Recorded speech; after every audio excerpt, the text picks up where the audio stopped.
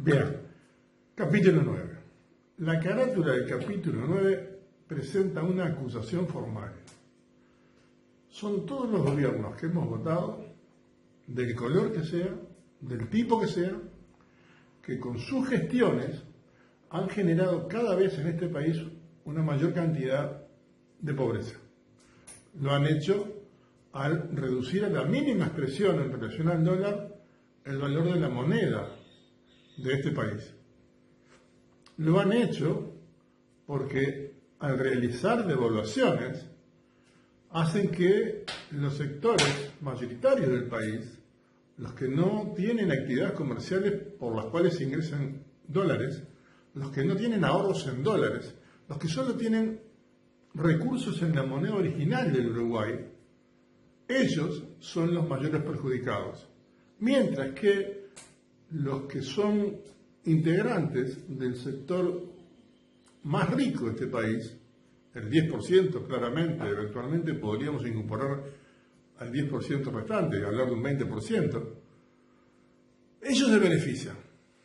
Se benefician, primero por el resultado de la pérdida de valor de la moneda uruguaya con respecto al dólar, porque tienen dólares, y esas cosas cada vez valen más, y se benefician también porque al perder la moneda uruguaya valor con respecto al dólar, el dólar se fortalece y ellos, a medida que generan mejores condiciones de competitividad, pueden vender más, pueden ingresar más divisas, y todo eso genera un flujo que inexorablemente beneficia a los que tienen más y perjudican a los que tienen menos.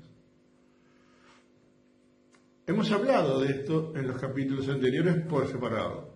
Hemos mostrado que una primera evidencia para llegar a estas conclusiones es que ninguno de estos gobiernos ha resuelto ninguno de los problemas más acuciantes del 80% de la sociedad. Hemos mostrado que son los integrantes de esos gobiernos en las últimas 7 décadas en las cuales los salarios de las personas que integran el 80% de la sociedad de menos recursos han perdido el 55% del valor de compra de sus salarios, y ellos han aumentado el valor de compra de los salarios, estoy hablando de los integrantes de los gobiernos, en un 33 a un 40%. Todo esto debería darnos que pensar, ¿dónde estamos parados? Porque esta secuencia no cambia nunca. Las instituciones democráticas no nos permiten, a través del voto, cambiar significativamente esta secuencia. Y para reforzar esta opinión, vamos a decir dos cosas. Primero, que no tiene este Uruguay una definición de qué quiere decir pobre. De que utiliza el método del ingreso, es cierto, se utiliza en otros países también, pero no es solo el ingreso el que determina la condición de pobreza de una persona o de una familia. Es el remanente, la diferencia entre los ingresos y los egresos. Si una persona gana 10.000 pesos, ¿por qué no se puede comprar un objeto que vale 8.000 pesos? Sus ingresos lo habilitan. Pero si esa persona que gana 10.000 pesos por mes tiene 4.000 pesos de gastos fijos mensuales, no lo puede adquirir, a menos que saque un préstamo. Y ya sabemos cuál es la situación del mercado de préstamos en el Uruguay.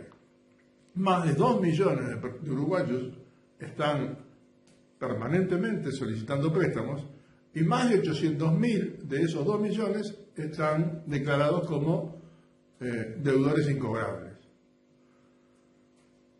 Frente a esta situación, los gobiernos no resuelven nada, no proponen nada, no lo han hecho antes. Cuando han devaluado la moneda, no le han planteado a los sectores más desfavorecidos por esa decisión del gobierno alguna medida que por lo menos tenga un carácter paliativo de ese perjuicio que le están generando.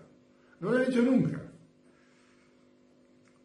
Pero vamos a mirar ahora algo que va a dejar mucho más claro todo lo que estamos diciendo.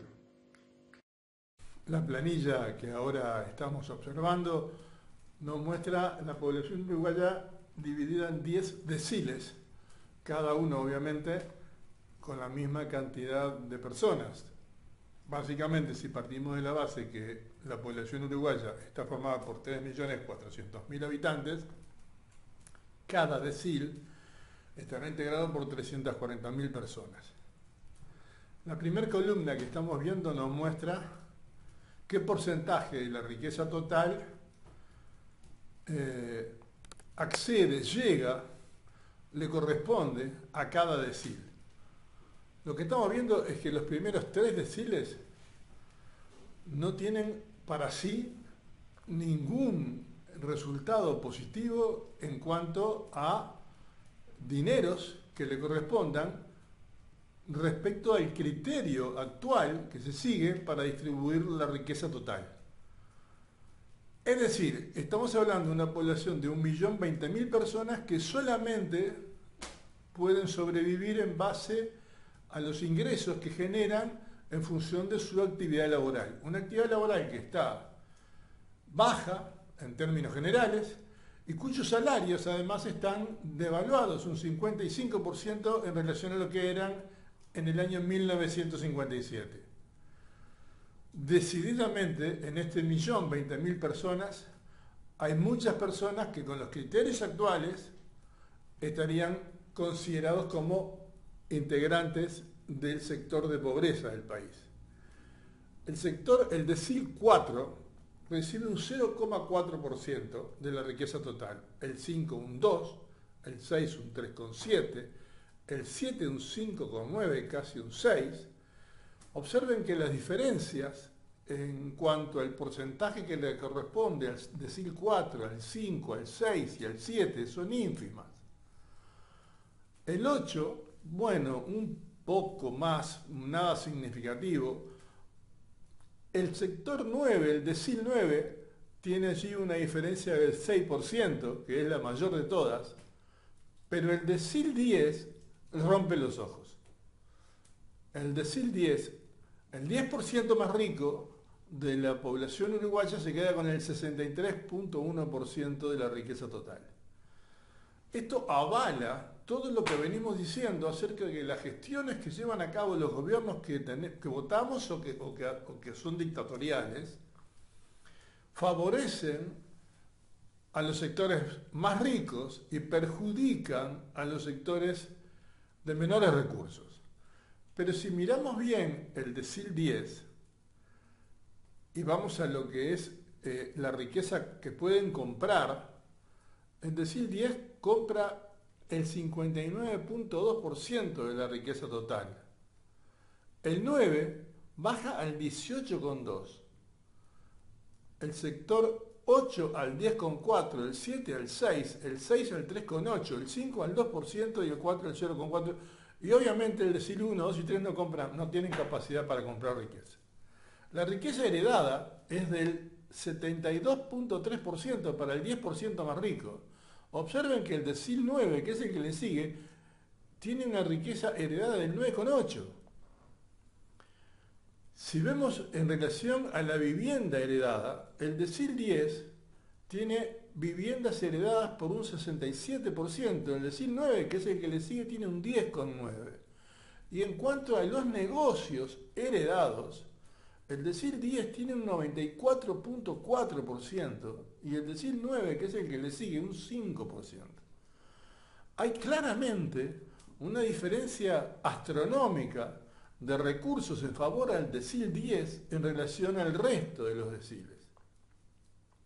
Ni que hablar cuando hablamos del decil 1 al 8, que es justamente lo que representa el 80% del total de la población uruguaya y que sistemáticamente venimos afirmando que es el sector de la población de menores recursos, es el que más se ha venido viendo afectado por todas las gestiones realizadas por los gobiernos, que han priorizado básicamente al sector del decil 10, al 10%. Pero si debajo de la fila que dice total vemos lo que representa el 1% superior, el 1% de mayores recursos se queda con el 28,2% de la riqueza total, el 22,4% de la riqueza comprada, el 41,5% de la riqueza heredada. el 31.5% de la vivienda heredada y el 83.7% de la riqueza en negocios heredados. El 5%, que es la última fila, avala, sistemáticamente avala lo que venimos afirmando. Por lo tanto, lo que aquí estamos mostrando con esta planilla, que es un trabajo de los profesionales en sociología Agustoni y Lazarga en 2019, elaboración propia en base a la encuesta financiera de hogares uruguayos, nos muestra una realidad que ya veníamos de alguna manera construyendo con toda la información previa, pero que con esta información queda absolutamente develada y a su vez confirmada.